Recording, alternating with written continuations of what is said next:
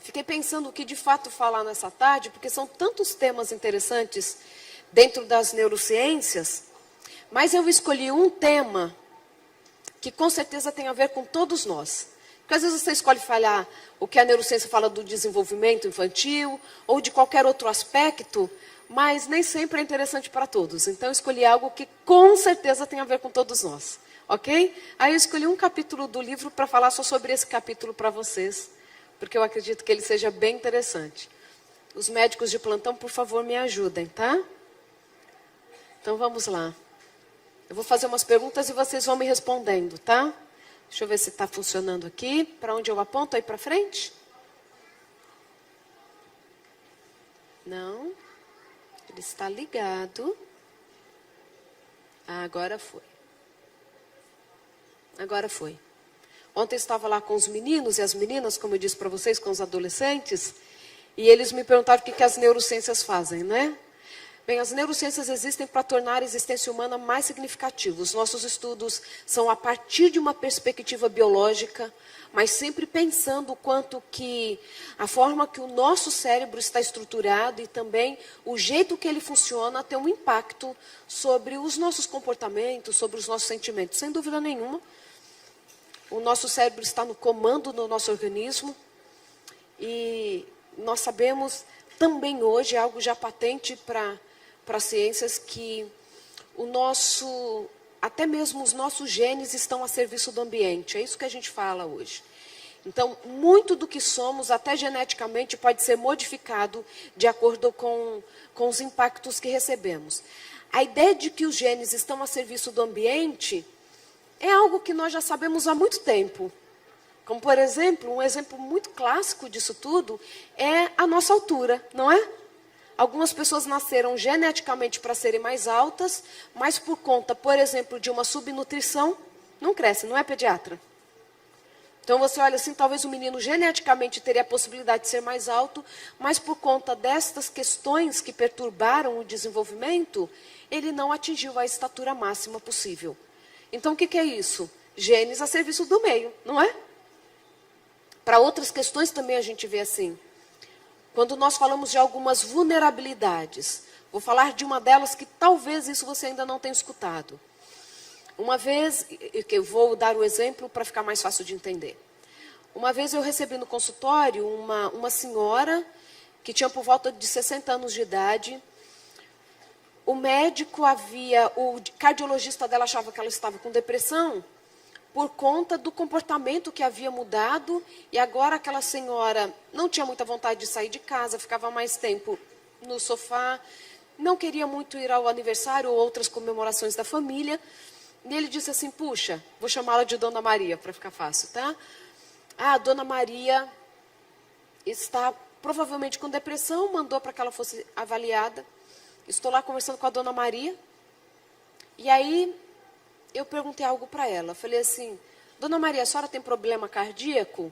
Porque quem lhe indica para vir é um cardiologista, me conta a sua história com o cardiologista.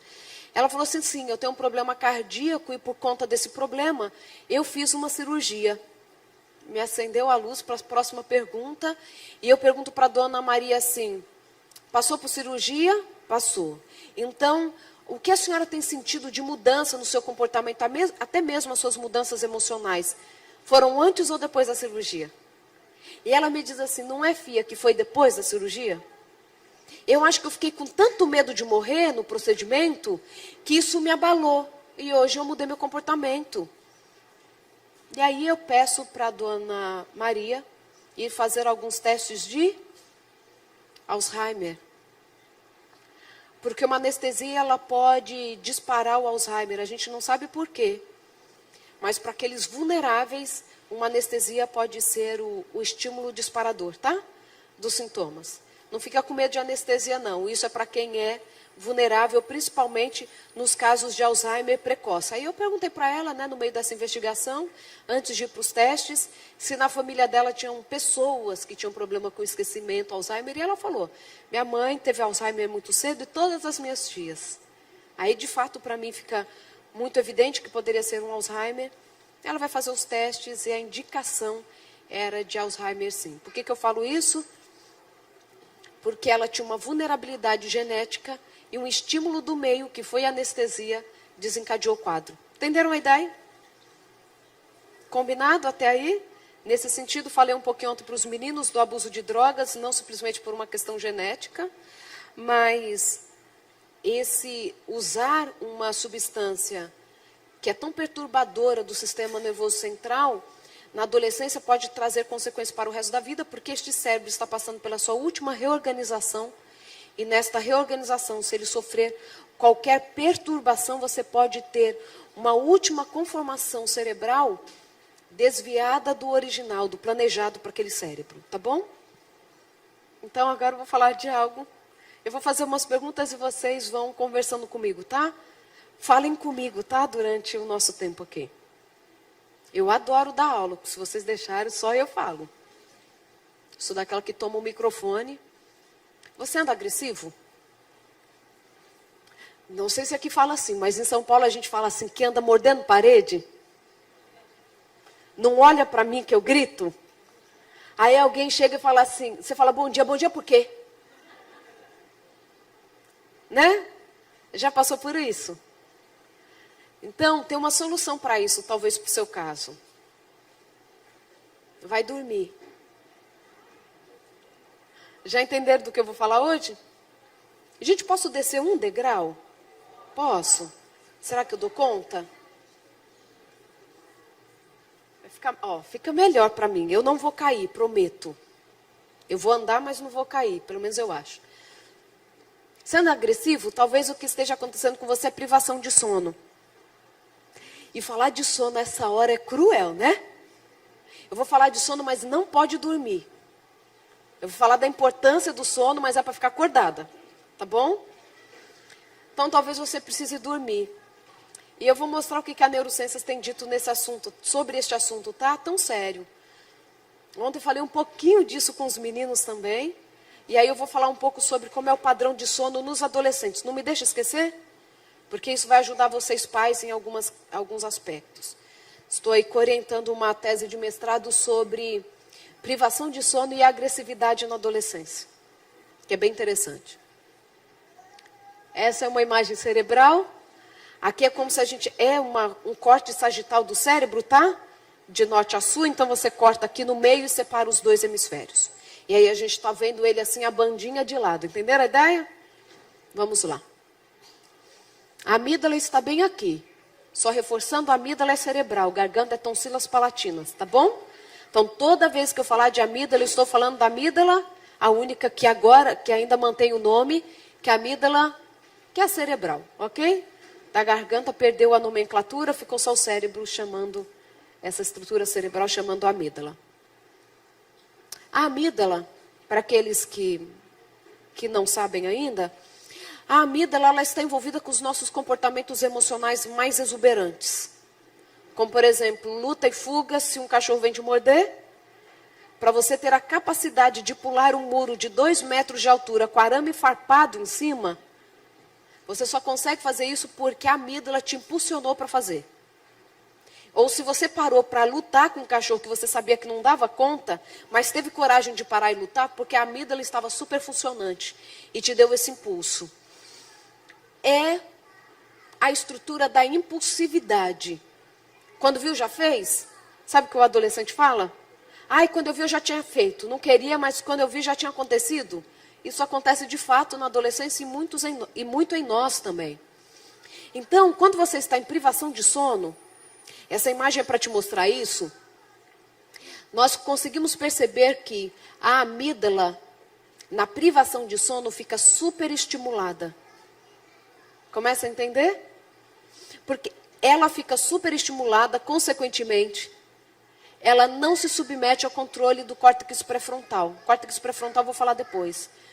Nós não estamos o tempo todo na impulsividade, reagindo de forma muito intensa diante dos estímulos, porque a gente tem o controle do córtex pré-frontal que dá uma freada na amígdala.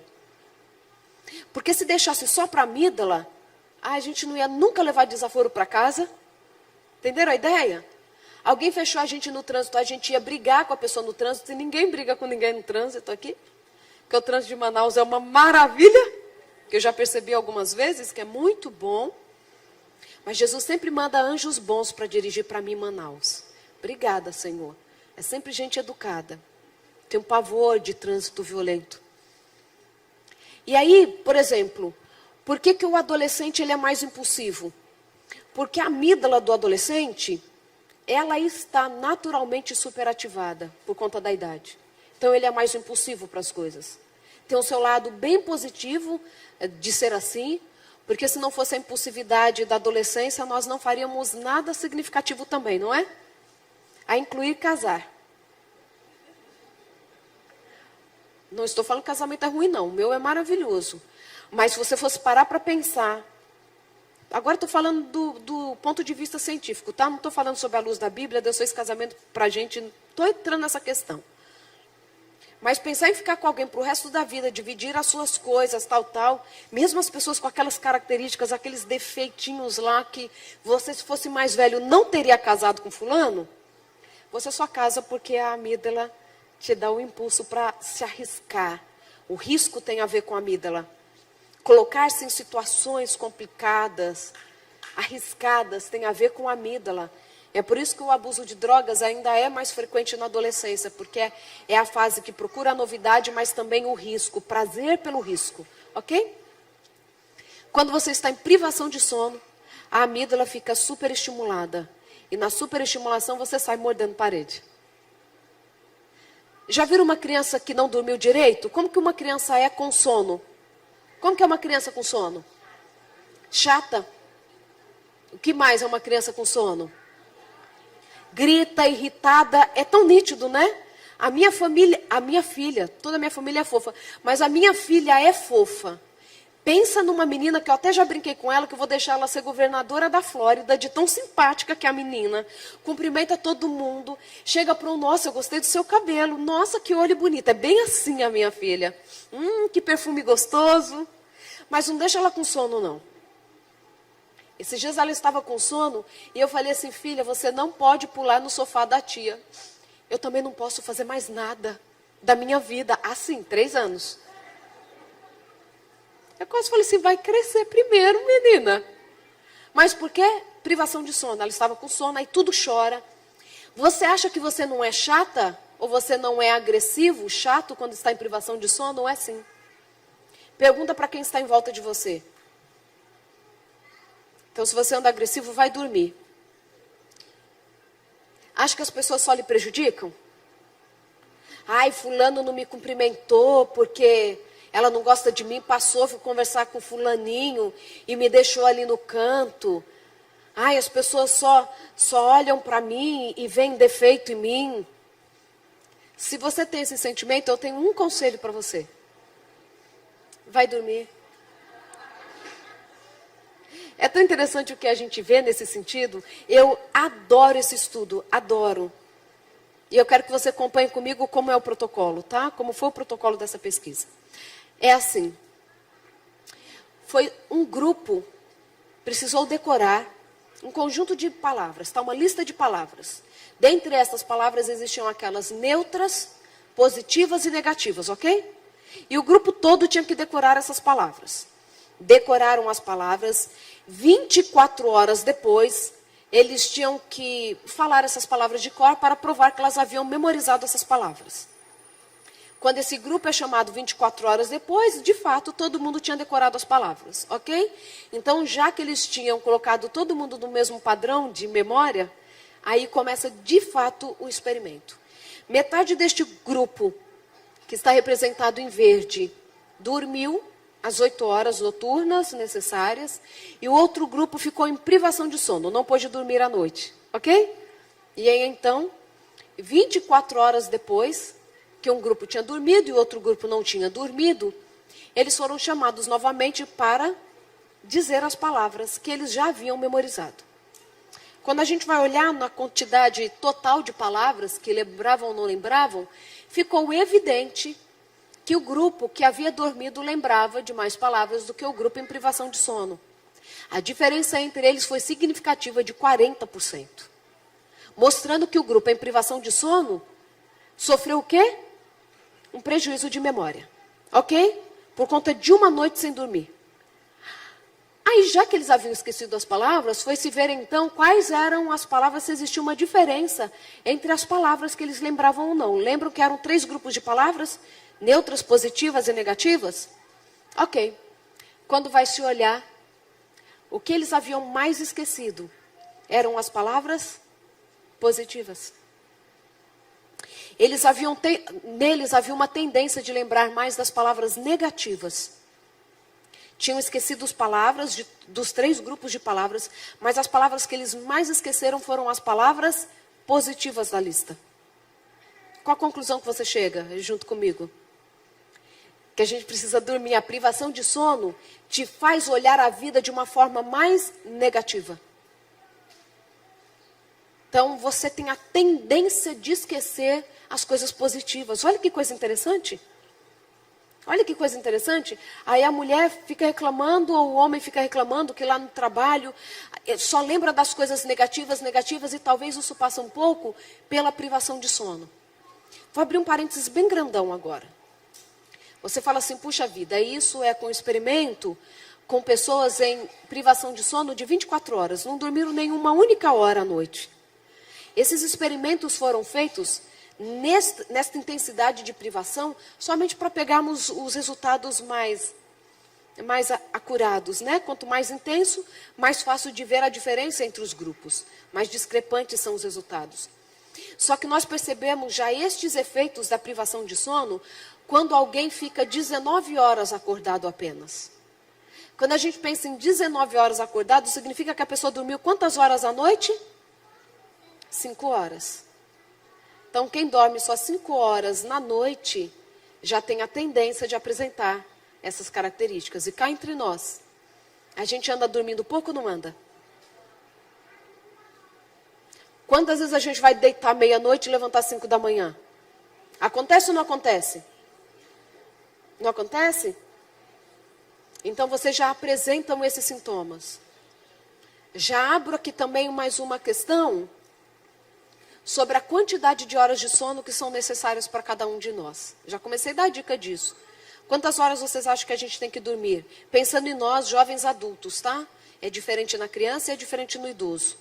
Quantas horas vocês acham que de fato a ciência diz que nós temos que dormir? Pelo menos as neurociências dizem. Quantas horas?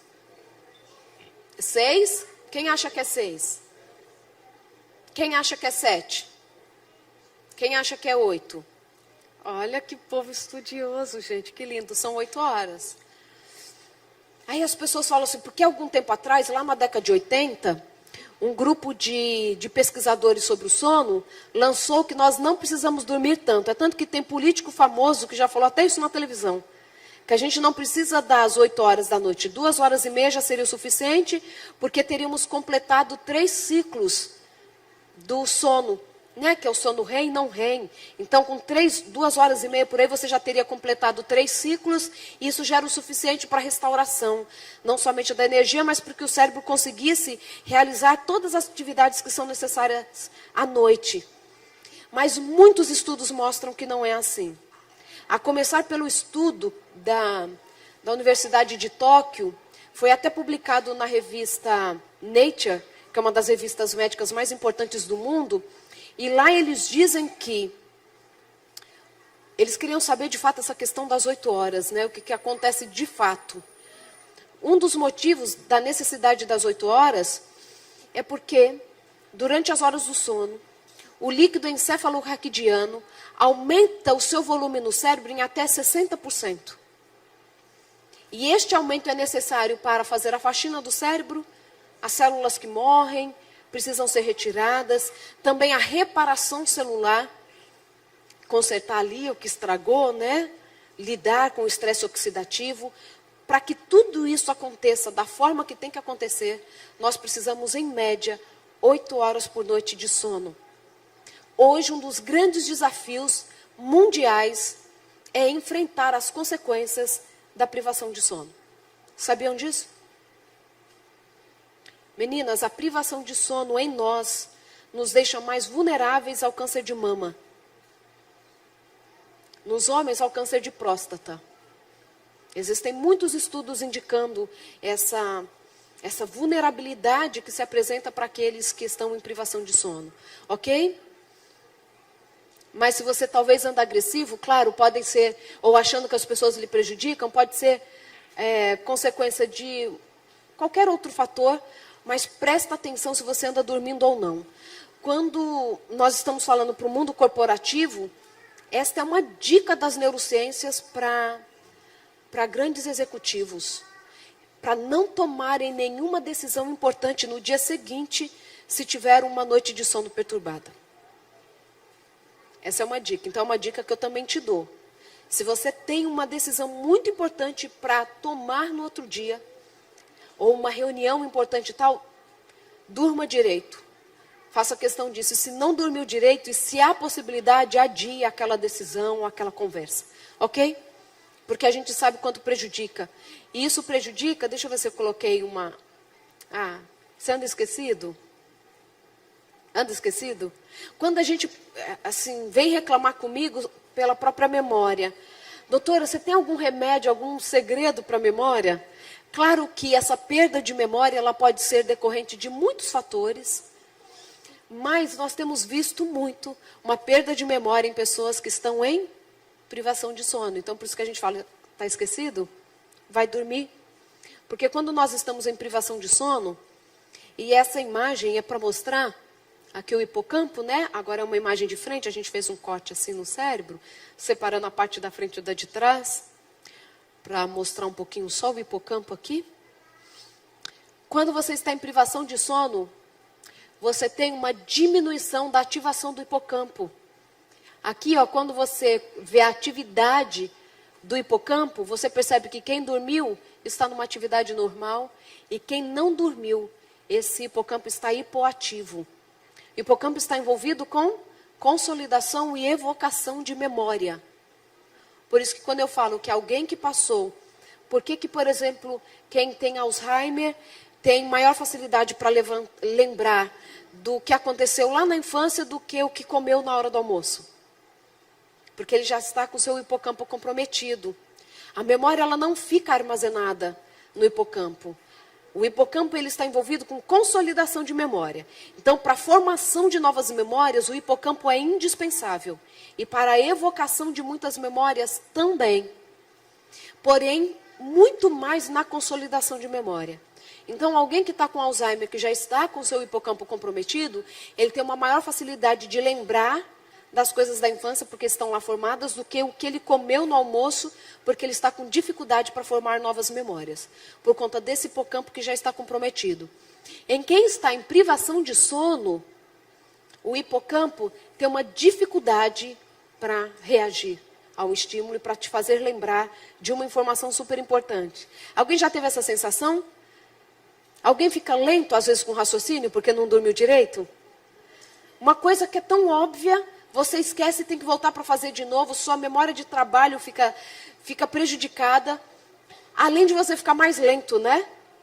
A privação de sono mexe também com o nosso sistema motor. Então, literalmente, você tem uma sensação de estar lento. E, às vezes, uma sensação de estar bêbado. E isso é interessante, presta atenção comigo aqui. Eu sei que vocês gostam muito de cuidar da saúde, não gostam?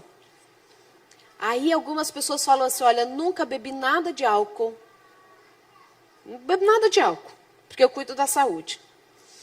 Estudos indicam, até de uma universidade do Texas, e tem outras pesquisas no mundo, mostrando que alguém que dormiu somente 19 horas, alguém que ficou 19 horas acordado, dormiu só 5 horas na noite, tem os seus reflexos e a sua capacidade de tomar decisões comprometida como se tivesse tomado 3 cervejas. Ou 3 taças de vinho, ou 3 doses de uísque. É como se a pessoa tivesse no sangue 0,8 grama de álcool. Sabe o que é isso? Você está bêbado de sono. A gente não brinca de falar bêbado de sono? Olha só como a sabedoria popular é incrível, né? Porque é exatamente como se você tivesse com álcool no sangue. Então você tem menor controle motor e você tem um raciocínio diminuído, você não consegue lembrar das coisas direito e, além de tudo, você tem um comprometimento do córtex pré-frontal também. O córtex pré-frontal também fica hipoativo. E se você tiver que tomar uma decisão mais refinada, você vai ter dificuldades para tomar essa decisão. Por quê? Porque você está com um hipocampo que não consegue te ajudar. Você está com uma amígdala te atrapalhando nesse aspecto, porque ela vai te fazer ter reações emocionais muito exuberantes. Lembra, você só está lembrando mais das palavras negativas. Você está com o hipocampo que não consegue evocar memórias mais antigas. É para eu sentar na mesa? Não, entendi. É para eu descer de novo? Eu gostei do convite. Obrigada. Estou muito alta, né? É. Quando eu fico alta, eu não entendo. As pessoas falam que eu sou muito baixa e quando eu fico alta, elas também não gostam. As pessoas falam assim, doutora, quando a gente te conhece pessoalmente, a gente imagina que você é tão baixinha assim, não é? Eu sei que você pensou nisso, não teve coragem de falar. Só uma moça que teve coragem de falar isso para mim um dia. Até contei em algum lugar. Acho que algumas pessoas já escutaram. Uma vez eu fui fazer uma programação também num lugar. Aí veio uma moça. Estávamos eu, a Darleide, o meu marido, o marido da Darleide e a Rafaela Pinho até estava. Aí uma moça veio me cumprimentar e ela disse assim, doutora, se não me dizem que é você, eu não tinha te reconhecido pessoalmente. Aí eu falei assim, é porque na televisão eu sou mais bonita, né? Ela falou assim, de fato. Na televisão você é tão bonita, que quando a gente conhece pessoalmente, a gente se decepciona. Ri não, porque você pensou a mesma coisa, só não teve coragem de falar. Não, ela estava em privação de sono, com certeza. Toda comprometida. Aí ela começou. Doutora, cadê aquela pele maravilhosa da televisão? Até os seus olhos são verdes na televisão, mas quando a gente conhece é só isso. Ó. Você tem certeza que você não está doente? Porque você é muito magra. Você é muito magra. Você tem feito exames ultimamente? Nem médica a moça era. Você tem feito exames ultimamente? E aí foi uma lista de elogios, sabe? Uma dívida que a Darleide tem comigo para o resto da vida e meu marido também. Me abandonaram lá, foram rir sozinhos e deixaram o soldado ferido no meio da batalha, sabe? Aí eu vou para o carro. Meu marido estava se acabando de rir, mas se acabando de rir. Aí eu cheguei e falei assim, lindo, eu sou tão magra mesmo, igual a moça falou. Ele falou assim, não, Zana, para você ser magra, você precisa engordar 20 quilos. Aí eu acho que a moça já estava uns 3 meses sem dormir, porque não é possível, né? Mas aí você tem um comprometimento da sua percepção de vida quando você está sem dormir. Ok? Quem aqui dorme 8 horas por noite? Posso fazer essa pergunta ou ela é muito constrangedora ou é antiética? Quem dorme 8 horas por noite? Gente, nem 10% do auditório. A gente vai trancar aquela porta e começar a dormir. Vamos parar agora e vamos todo mundo dormir? Só não proponho isso porque o sono da tarde não pode passar de 15 minutos.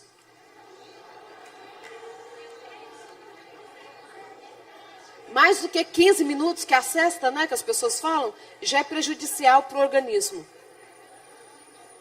Gente, exceto para criança, tá? Estou falando para nós jovens adultos. Jovens adultos. No final de semana, compensar a semana, também é prejudicial. É a mesma coisa do atleta de final de semana, entendeu? Não adianta você, durante a semana, estar dormindo super mal e no domingo acordar 1h da tarde. Você pode ter efeitos mais prejudiciais ainda do que se tivesse acordado cedo de novo no final de semana. E a gente acaba fazendo umas coisas um pouquinho trocadas, né?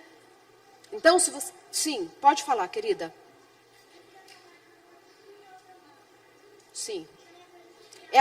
Desculpa, ela vai passar o microfone para quem está em casa também escutar a sua pergunta. Boa tarde. Boa tarde, querida. Seu a nome? Minha filha, eu me preocupo que ela trabalha uma noite sim e uma outra noite não.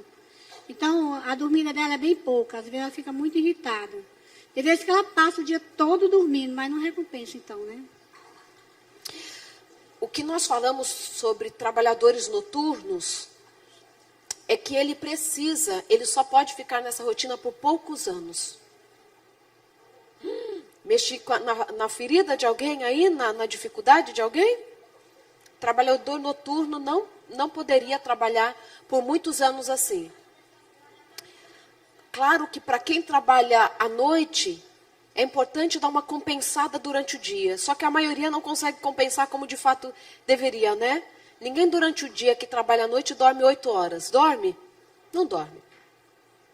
Então é algo que de fato, claro, a gente sabe quanto a vida é desafiadora, né? Nem sempre a gente escolhe o que pode fazer e tal.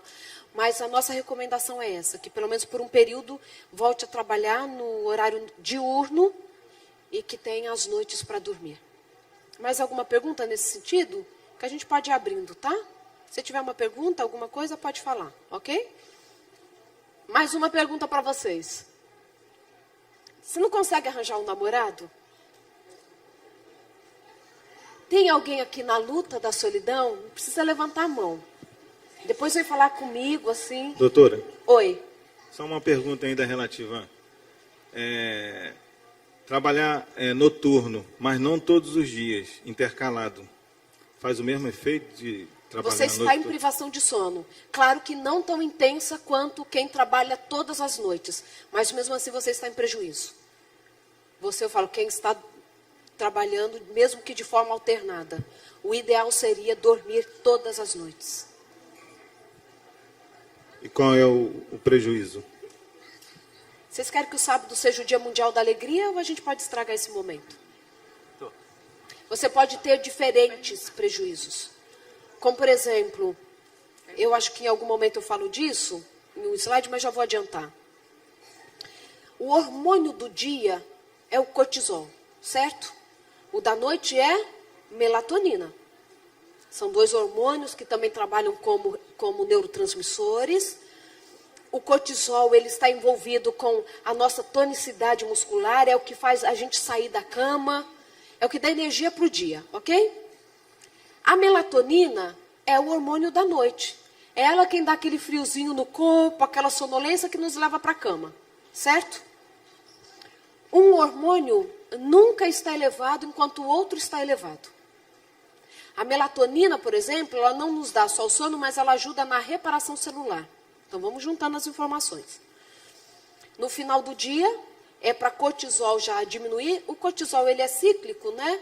Assim, ele vai aumentando e diminuindo seus picos. Parece que 9 horas da manhã nós temos o maior pico do cortisol. Mas no final do dia ele tem que ir diminuindo para que melatonina aumente, tá? Eles são inversamente proporcionais. Se você trabalha à noite, você não consegue fazer com que melatonina aumente os seus níveis, porque você está acordado. E você deixa o cortisol aumentado à noite. O cortisol, quando ele está em níveis elevados, acima da normalidade, ou se mantém por muito tempo elevado, dia após dia, esse é o grande perigo do quê? Do estresse. No estresse a gente não tem o cortisol aumentado no organismo? A gente sabe disso, né? O cortisol aumentado, ele aumenta a inflamação do nosso organismo. Um aspecto da inflamação eu falo daqui a pouco. E a inflamação que nós hoje olhamos nos estudos é que a inflamação ela é o pano de fundo de muitas doenças neurodegenerativas, por exemplo. Parkinson, Alzheimer, escleroses. Muitas doenças que talvez nós não desenvolveríamos, nós desenvolvemos com cortisol elevado. Por isso que o estresse é uma das principais causas de morte em jovens adultos. A pessoa não morreu de problema cardíaco. Nossa, ele teve um ataque fulminante do coração, faleceu. Puxa, ele está agora hipertenso. Isso tudo uma consequência do estresse, porque uma das coisas que está elevada é o cortisol. E o cortisol elevado, ele aumenta a probabilidade inflamatória. Inclusive, você tem menos capacidade de combater radicais livres. E aí, quem está aí com medo de ter os radicais livres e fica tomando vitamina E, posso falar disso? Vitamina E não deveria ser tomado por quem não faz exercício físico. Porque você pode ter o efeito oposto. A própria vitamina E pode aumentar os radicais livres se ela estiver em desbalanço dentro do seu organismo. Ok? Então você pode ter inúmeras consequências, como um problema cardíaco, hipertensão, diabetes. Tem pessoas que vão fazer o teste do diabetes e falam assim, gente, nunca imaginei que eu ia desenvolver diabetes, nem sou da massa, nem sou do açúcar. Mas se o cortisol estiver aumentado, você pode ter, inclusive, você pode desenvolver o diabetes. Então, você pode ter inúmeras consequências com essa privação de sono. Por isso que é tão preocupante para nós. Ok? Respondido? Alguém lá atrás tinha uma pergunta? Sim, doutora Rosana, eu gostaria que você pontuasse melhor essa situação que você falou do cochilo, Tá. né, após o almoço. Você já ouviu falar do 5S do Adventista? Sim. A Santa Soneca do Santo Sábado do Senhor, né? Sim, sim. O que de fato tem em relação à ciência comprovado, associando a relação do repouso no sábado e a neurociência? É que o repouso, ele é necessário para o organismo, mas o repouso não inclui só dormir, né? Existe o você desligar das atividades do dia, entendeu? Você mudar a forma de preocupar, você olhar para a vida com mais descanso. A grande questão, claro, se você dormiu um sábado à tarde, isso não significa que você acabou com o seu cérebro. Mas a recomendação é que o sono da tarde, principalmente para quem dorme todas as tardes, são os 15 minutos só. Essa é a recomendação da neurociências e tem muito estudo sobre isso. Que o recomendado são 15 e 20 minutos à tarde.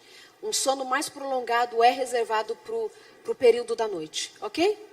Principalmente que a gente está falando de todo um organismo que é complexo e que funciona com esse equilíbrio entre os neurotransmissores, esses hormônios, inclusive cortisol, melatonina, e você não pode perturbar esse ciclo, que a gente chama circadiano, que é o ciclo das 24 horas.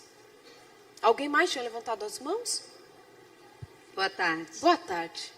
Doutora, eu gostaria de uma explicação da neurociência sobre um grupo de pessoas que gostam da noite, que vivem à noite. Sim. E elas são prejudicadas, já que a gente vive numa sociedade que a maioria trabalha durante o dia. Sim. E eu sou de uma família que vive à noite. Ok. Obrigada. Obrigada. Mas nem tem cara de morcego. Que bom, né? Sabe por quê? Ah. Porque, graças a Deus, no momento, né? Eu tenho o privilégio de, pela manhã, dormir a manhã inteira.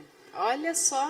E de manhã eu falei um pouquinho sobre inveja, né? Eu nem vou voltar nesse assunto. Pois é, mas isso só agora, porque Sim. outras vezes, a maioria das vezes não era assim. Essa é uma pergunta que as pessoas fazem muito. Existem as pessoas de fato que são diurnas e as noturnas? Tem gente que foi feita para trabalhar durante a noite, ficar acordado durante o dia? Bem, o que nós vemos hoje?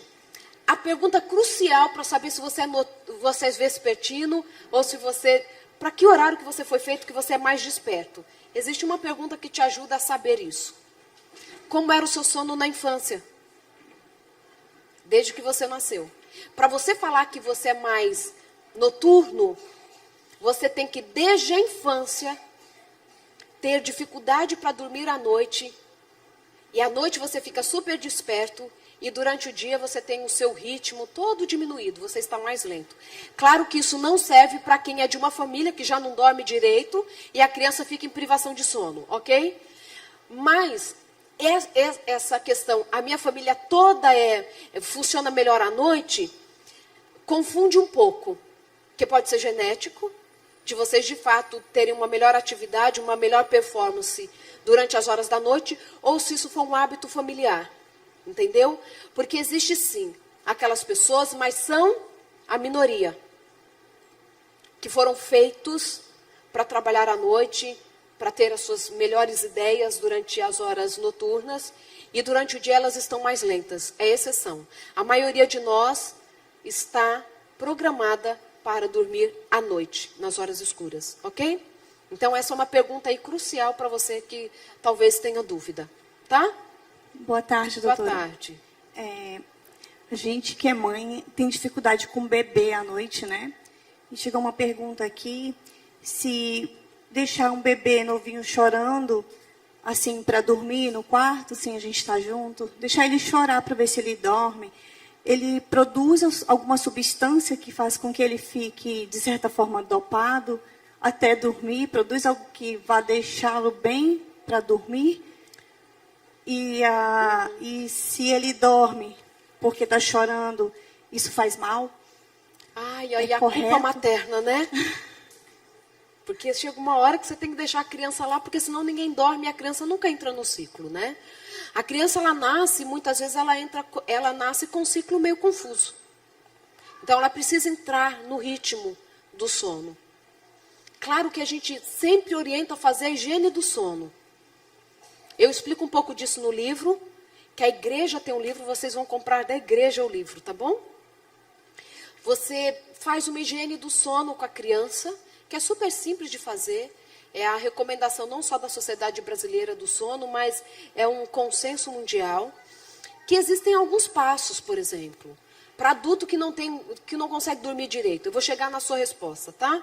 Então, primeiro a gente faz higiene do sono. Não faz só com a criança, faz com a família inteira. Porque a criança tem que dormir cedo, os pais também precisam dormir cedo, né, gente? Todos nós. Você vai diminuir as luzes durante o dia, vai diminuindo os estímulos para a criança. Pelo menos 2 horas antes de dormir. Não adianta a criança estar agitada, estar no colo de um, no colo do outro, assistir um desenho e tal. Você dá um banho nela, coloca o pijama e coloca na cama, porque ela não vai conseguir dormir.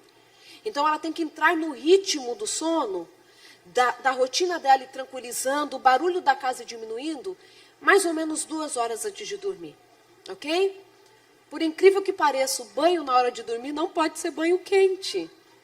O banho tem que ser de morninho para frio. E vocês têm essa vantagem por morar numa terra quente, né? Porque o banho quente aumenta a adrenalina circulante. E a adrenalina que está aí envolvida com o nosso despertar. Então, você faz a criança passar por uma higiene do sono e coloca ela para dormir. Funciona muito não ir tirar a criança do berço quando ela começar a chorar.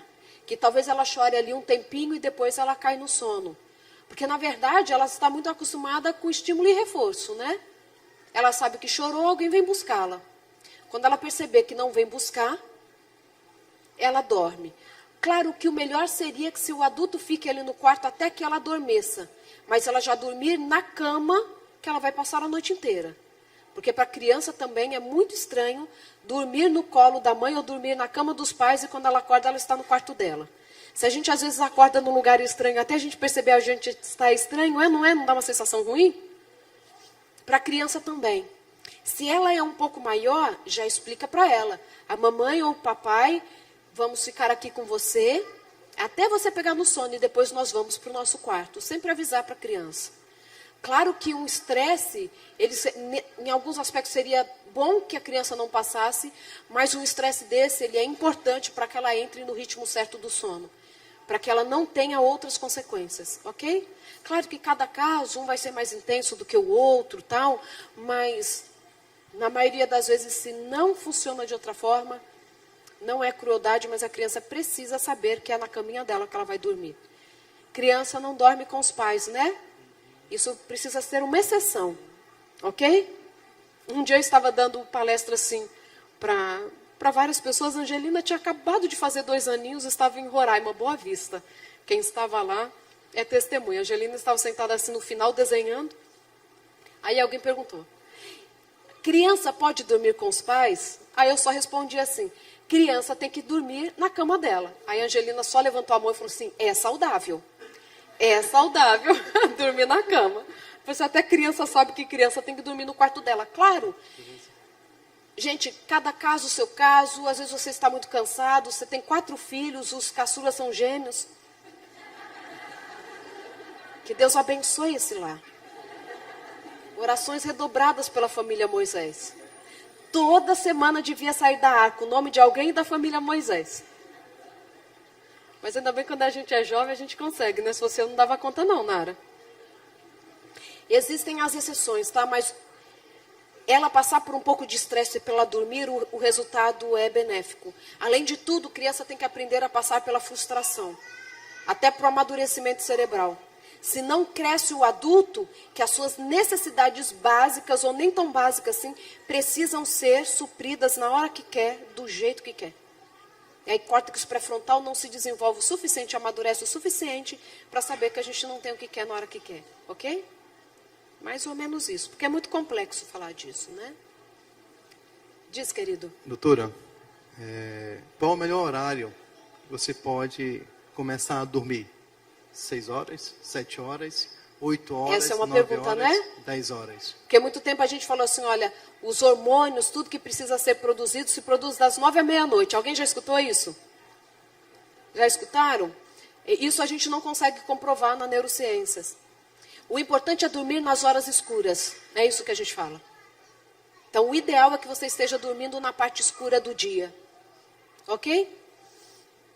Claro que se você tem que acordar cedo, quanto mais cedo você for dormir, melhor. E claro que mesmo que você possa acordar 10 horas da manhã, 11 horas, o melhor seria você dormir mais cedo e acordar mais cedo, mesmo que não fosse necessário acordar tão cedo. As horas escuras foram feitas para dormir. Ok? Ah, posso continuar aqui? Você não consegue arranjar um namorado? Eu tenho uma dica para dar para quem não consegue um namorado. Adivinha? Vai dormir.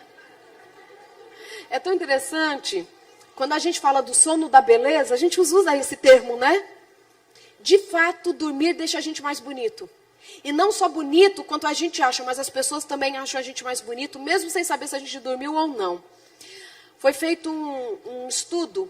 100 pessoas foram chamadas, divididas em 2 grupos. Metade do grupo viu a foto desse rapaz à esquerda e outro grupo viu a foto da direita. Não eram pessoas treinadas para observação, ok?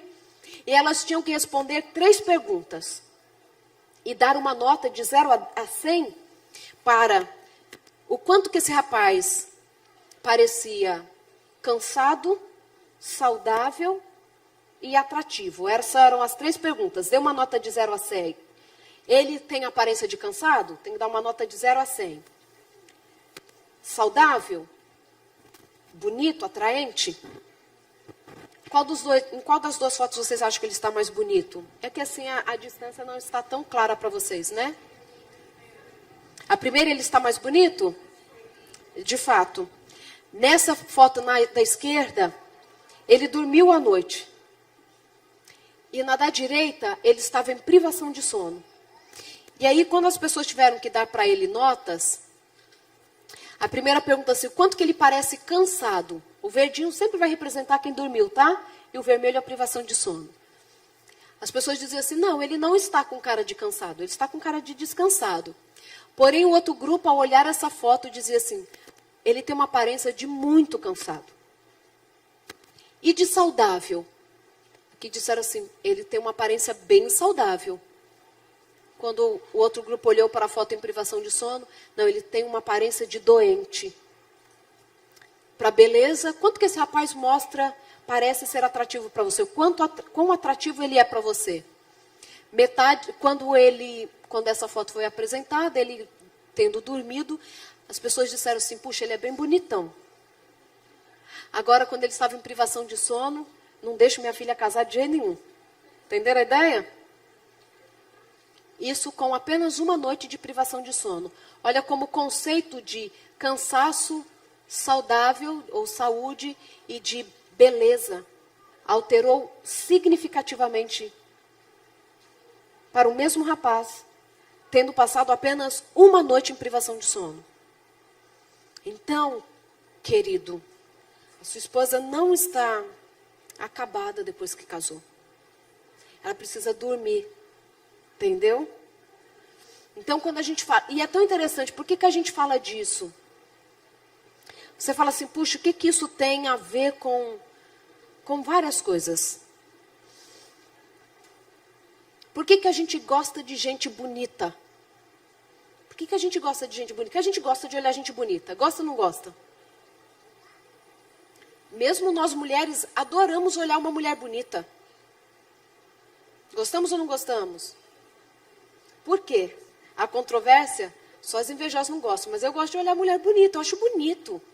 Né? Chama atenção os nossos olhos. Porque o nosso cérebro está o tempo todo procurando saúde. Entende? Porque nós estamos o tempo todo olhando ao outro como semelhante. Então, o que acontece com o outro pode acontecer comigo. Não é assim? Quando alguém está doente, na maioria das vezes a gente sabe que a pessoa está doente por quê? Porque a gente vê na fisionomia dela. É ou não é? O cabelo muda a qualidade, a pele pode mudar a qualidade, a pessoa pode ficar um pouco inchada e os nossos olhos não gostam de ver isso. Porque é uma perturbação, alguma coisa está fora do lugar. Então o nosso cérebro gosta de olhar para a beleza, porque significa saúde para o nosso cérebro. Por isso que quando você deixa de dormir, você é prejudicado na sua aparência. E isso pode prejudicar as suas relações sociais. Não estou falando de quem é bonito, tem mais chance, quem é feio. Não, por favor, não tenha essa conotação. Tem a conotação de que se você estiver em privação de sono e você for para uma entrevista de trabalho, você pode causar uma estranheza no entrevistador. Porque mesmo que ele conscientemente não perceba, ele vai olhar para você e falar assim, puxa, tem uma cara meio de doente. Será que vai dar conta? Será que ele está passando por alguma coisa séria? Então, quer arranjar emprego, quer arranjar namorado, tudo vai dormir. Ter uma entrevista importante no outro dia, é mais importante você dormir do que ficar repassando seu currículo ou pensando nas prováveis perguntas que podem te fazer, ok? Além de tudo, que a privação de sono pode trazer todas as outras consequências, né? Então, quer arranjar um namorado? Primeiro vai dormir, tá?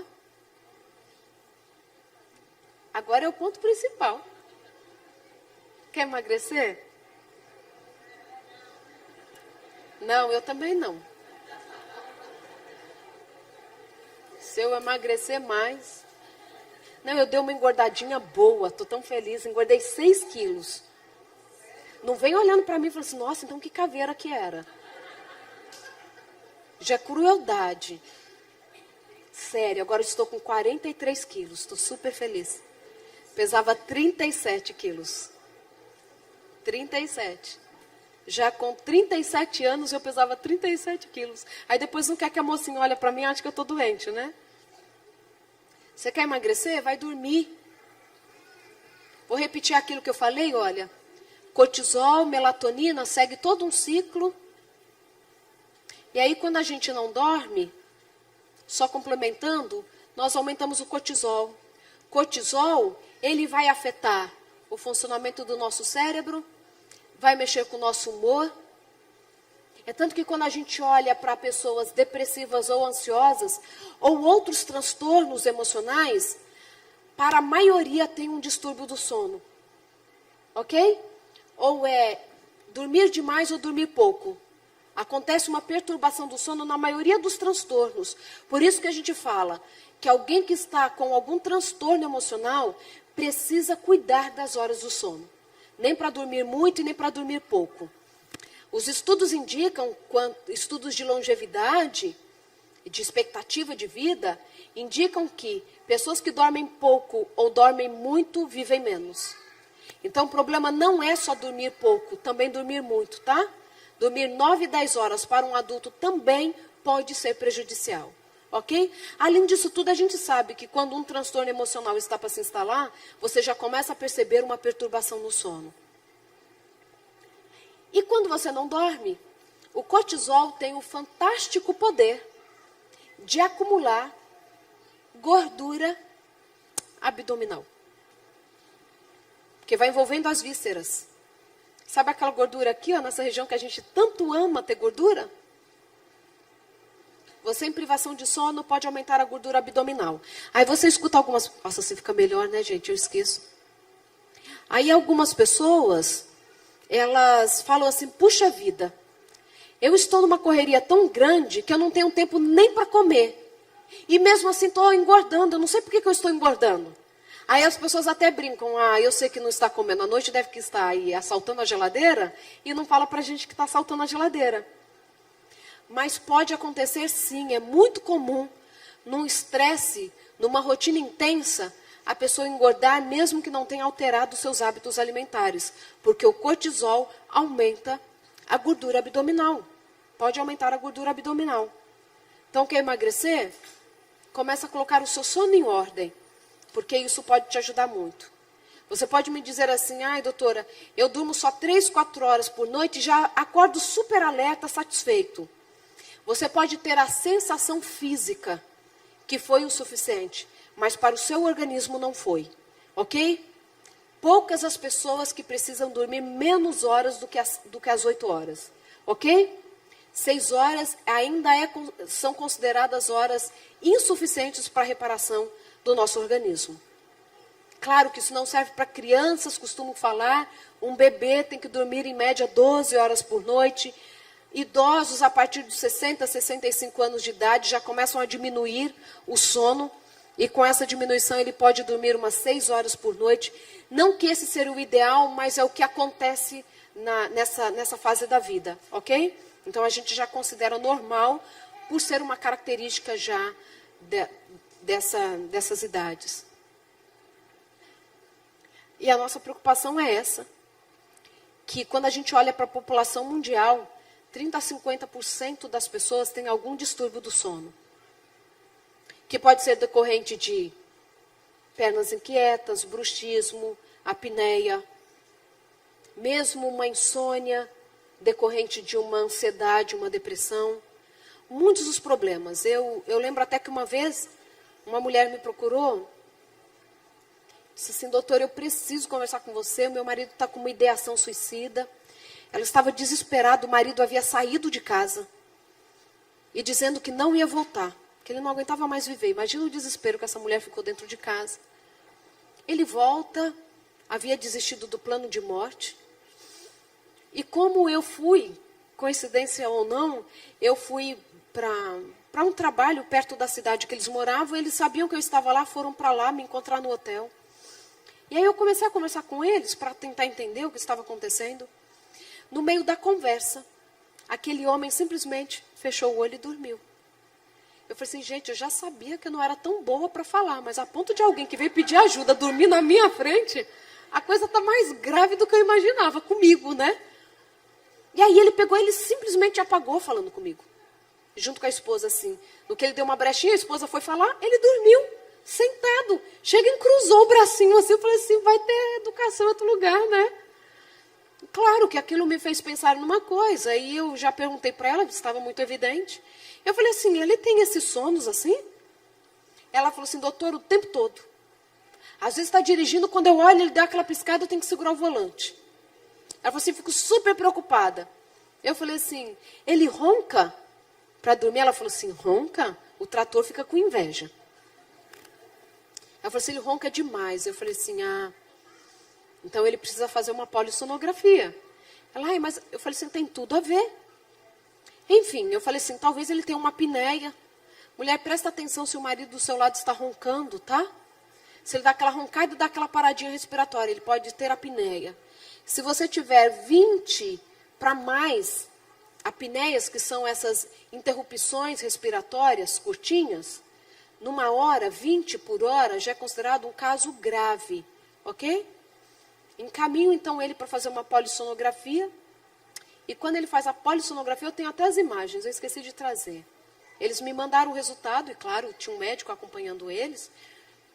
Aquele homem, sabe quantas apneias ele tinha por hora? 124. Por hora. Os médicos não sabiam como ele estava ainda vivo. Claro que eu já indiquei para ele fazer todos os testes que vocês imaginarem. Nível hormonal, que eu falei assim: a sua testosterona deve estar lá no pé, porque você não está dormindo. E claro, com a testosterona no pé, os médicos aqui podem me ajudar nesse sentido, não tem a ver só com vida sexual. Tem a ver com tonicidade, com vigor. Não é assim? Aquele homem estava assim, com a testosterona absurdamente baixa, com alteração hepática, tudo que vocês imaginarem, hipertensão. Um rapaz de 27 anos. 27 anos.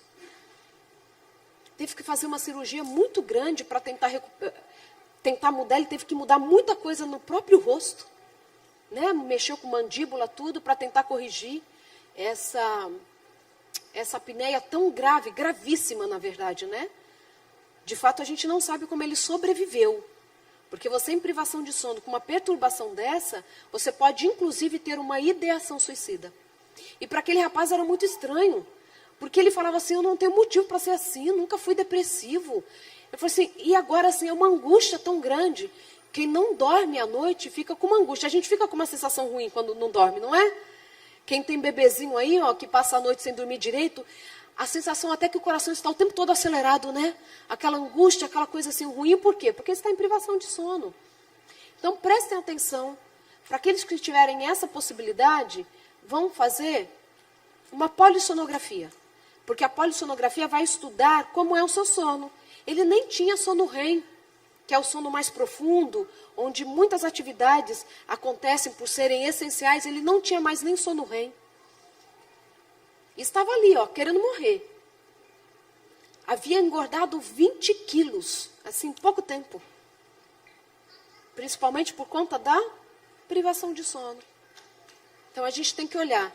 Quer saber um exercício que a gente faz para a apneia? Que é super simples e você pode fazer em casa? Coloca o marido para fazer, fala o que você precisa, coloca ele junto para você fazer. Porque talvez ele pare de roncar um pouco. É falar o K bem curtinho assim, ó. E você fazer isso, podem ser 3 minutinhos para 10 vezes ao dia.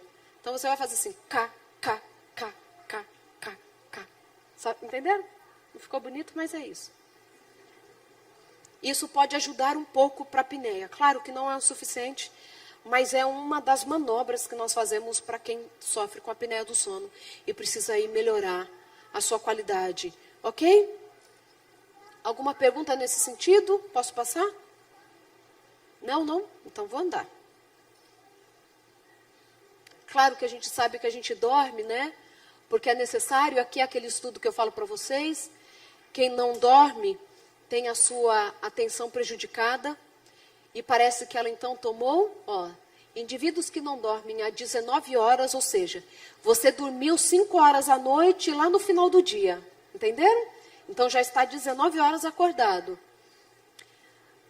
Cometeram mais erros em testes de atenção do que pessoas com 0,8 grama de álcool no sangue.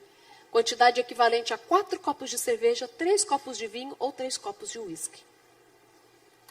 Ok? Isso a gente falando de atenção. Na hora da tomada de decisão também, nós vemos que a pessoa, claro, que envolve a atenção, porque você tem o córtex pré-frontal também hipoativo na privação de sono. Você não tem essa capacidade de acessar o córtex pré-frontal para tomar uma decisão acima de uma análise, de uma reflexão. Porque você está em privação de sono. Aí eu gosto dessa imagem. Por que a gente tem que dormir? Nós nos tornamos mais criativos quando dormimos, tá? Se você precisa ter uma ideia nova, você precisa dormir.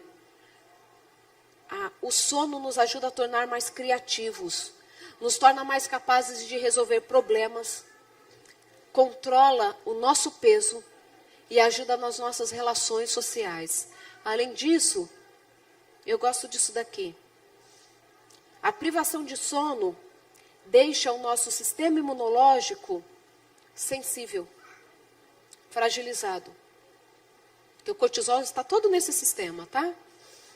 É tanto que a nossa indicação é que se você não dormiu direito, ou se a sua criança não dormiu direito, a indicação é que você no dia seguinte não seja imunizado. O bom seria que você não se vacinasse naquele dia que você não teve uma boa noite de sono. Porque pode ser que a vacina não funcione em você e você não fique imunizado. Porque a privação de sono mexe com o seu sistema imunológico. Algumas pessoas que estão o tempo todo tendo resfriado, quando nós vamos olhar, elas não estão dormindo direito. Em algumas pessoas é mais evidente ainda. Ficou 2 noites sem dormir direito, ela já começa a ter uma coriza. Elas também pioram o seu sistema imunológico no sentido de resposta a uma alergia. Então, a privação de sono, o bebê não dormiu direito à noite, se possível, troca o dia da vacina dele. Ok?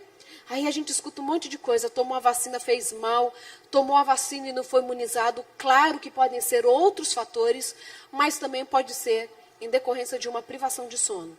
Sabiam disso? Olha só, neurociência também é cultura. E claro, quem está em privação de sono pode ter a sua libido diminuída. Então, alguém que não dorme direito pode diminuir o seu desejo sexual, ok? Então, presta atenção. Os homens que às vezes reclamam disso, falam para a mulher assim, vai dormir, por favor. Eu lavo a louça, eu faço qualquer coisa, mas dorme. Entenderam a estratégia, meninos? E meninas, né? A ideia é morrer jovem o mais tarde possível. E isso a gente consegue cuidando da saúde. Vou falar um pouco dos adolescentes ou vocês querem fazer alguma pergunta disso? O menino, você tem uma pergunta, né? Foi um menininho que levantou as mãos. Como é o sono no adolescente? Não, era brincadeira. Como é o sono no adolescente? Na adolescência, o cérebro passa por uma nova reorganização para chegar à configuração do cérebro maduro de um adulto. Essa reorganização vai terminar por volta dos 23, 25 anos de idade, tá? É verdade. Antes disso, na maioria das vezes a gente não fala que está maduro, pelo menos neurologicamente, ok? E durante essa fase da adolescência, o cérebro, por conta dessa reorganização, o cérebro do adulto, os estudos indicam que o cérebro do adolescente vai acordar por volta das 10 horas da manhã.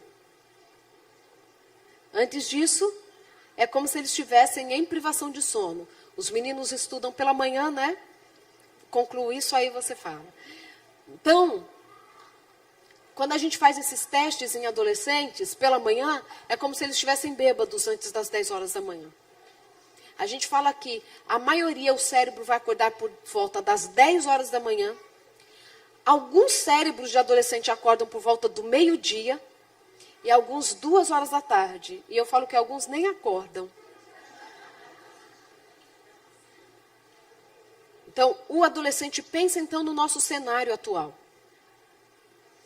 O adolescente já tem necessidade de dormir mais nesse período, ok? Pelo menos acordar mais tarde. E o que tem acontecido com os meninos? Acordam super cedo para ir para a escola. É tanto que o rendimento deles escolar, das disciplinas que são as primeiras, na maioria das vezes é um rendimento mais baixo, porque eles ainda estão com muito sono. E eles ainda ficam à noite aonde? Nas redes sociais. Então, os meninos e meninas estão dormindo aí 4 horas por noite, 5 horas, quando dormem isso. E no outro dia vão para as suas atividades que duram o dia inteiro. E isso tem não somente prejudicado o cérebro deles em muitos aspectos, mas também tem aumentado a agressividade nos adolescentes. Então, este estudo aí, que já foi feito uma parte, mostra que os adolescentes, lógico, a gente está falando de transtornos, né, de personalidade, abuso de drogas, tal, mas a privação de sono deixa o adolescente mais agressivo ainda, tá? Aqueles que estão em privação de sono se apresentam mais agressivos do que aqueles que dormem direito. Algo que eu costumo dar de dica, os meninos e meninas não gostam muito, mas se for um projeto da família, tende a funcionar. Celular da família inteira dorme na sala. O celular também deveria ter o direito de dormir. Afinal de contas, ele é nosso amigo, acompanha a gente, né? Faz tudo que a gente quer. O celular devia dormir na sala da família inteira, carregando. O adolescente não deveria ir para a cama com o celular. É o meu despertador. Gente, despertador eu já vi, por incrível que pareça, que até em loja de R$1,99 tem, sério. Além dessa questão, porque quando a gente vê, vamos falar de nós, né? Não vamos nem falar dos adolescentes. Quando a gente dá por si, a gente está ali deitado com o celular e já passou 1 hora. Passou ou não passou? Checou o Instagram, aí vai para o WhatsApp, para o grupo da família, o grupo dos médicos do plantão 1, o grupo dos médicos do plantão 2, os amigos da bola, o plantão de não sei... É sempre assim, né? Aí depois que você checou todos os WhatsApps, riu com todas as piadas, você volta para dar uma olhadinha de novo no Instagram, né? Lembra ainda de passar pelo Facebook. Ver uma reportagem. Rever os gols do Brasil. E quando você vê o que aconteceu, o tempo passou. E aí você fica brigando que o seu filho está no celular à noite. Menino, deixa esse celular e vai dormir. Nós convencemos mais pela inspiração do que pela imposição. Aí você fala assim, eu estou com meu celular porque eu faço coisas importantes. Para o adolescente também é importante o que ele está fazendo. E para ele também é difícil ficar sem. Então o celular de todo mundo deveria ficar na sala. Tem uma outra questão aí que a gente vê uma importância de você tirar esses estímulos do quarto na hora de dormir. Qual é a função do celular ou qual o momento que a gente usa o celular? Quando estamos acordados, não é? Ele toca também, não toca? De vez em quando o celular também funciona como telefone. Né? A gente também usa ele como telefone. Então o celular, ele é uma lembrança de que tem um e-mail para a gente checar. Uma notícia para ver, ele pode tocar a qualquer momento. Então ele é um despertar para a gente o tempo todo, né? É a lembrança de que nós podemos ser requisitados a qualquer momento para checar, para fazer alguma coisa assim. O hipocampo, lembra que eu falei do hipocampo, que está envolvido com memória, consolidação de memória? Também está envolvido com as nossas emoções, né? Quando nós, por exemplo, alteramos o hipocampo em um animal, nós podemos eliciar nele uma ansiedade ou uma depressão. Então, ele também está envolvido, ele faz parte do nosso sistema límbico também. Só que o hipocampo tem uma outra atividade. Lembra que eu falei que consolidação de memória acontece enquanto dormimos? Lembra disso? Então, qual é uma das principais funções do hipocampo durante o dia? Já que à noite ele trabalha com consolidação de memória. Durante o dia ele está envolvido com gerenciamento de tarefas. Ele é a nossa agenda diária. Quando você pensa assim, olha, hoje eu não posso esquecer de levar o carro no mecânico, de trocar aquela roupa, de visitar a minha amiga, sabe essas lembranças que a gente tem das tarefas? Quem faz nós pensarmos nessas tarefas é o hipocampo durante o dia. Agora, à noite, ele tem que trocar de função. Então, ele não funciona, ele não deve funcionar se dedicando tanto para o gerenciamento das tarefas, e sim para consolidação de memória, ok? Dica para quem tem dificuldade para dormir e até para quem não tem dificuldades para dormir. Antes de deitar, você vai anotar, pode ser no celular ou num papel, todos os seus compromissos do dia seguinte. Gente, como essa dica ajuda no sono de vocês, na reparação que precisa acontecer enquanto dormimos. Você vai anotar tudo que você tem para fazer no outro dia. Pode ser uma coisa até óbvia mesmo, que é levar o carro no mecânico. Óbvio que tem que levar porque ele está quebrado, entende? Anota num papel. Porque quando você anota num papel, anota em algum lugar, o seu hipocampo sabe que você não vai esquecer daquela tarefa porque está anotado. Aí ele pode, de fato, abrir mão dessa responsabilidade e se dedicar ao que ele tem que fazer durante a noite, que está envolvido com consolidação de memória e outras tarefas. Para quem tem dificuldade para dormir, insônia, isso então é imprescindível, porque o nosso cérebro à noite ele não dorme. O nosso cérebro funciona 24 horas, só que ele muda de tarefa à noite. Algumas regiões, claro, né? O coração continua batendo à noite por um comando cerebral, mesmo que estejamos dormindo. Mas ele muda muitas das suas atividades à noite. As ondas cerebrais são diferentes no momento do sono, quando comparamos com a vigília. Então, anote os seus compromissos para que o seu hipocampo possa trabalhar com consolidação de memória mais do que trabalhar com gerenciamento de tarefas.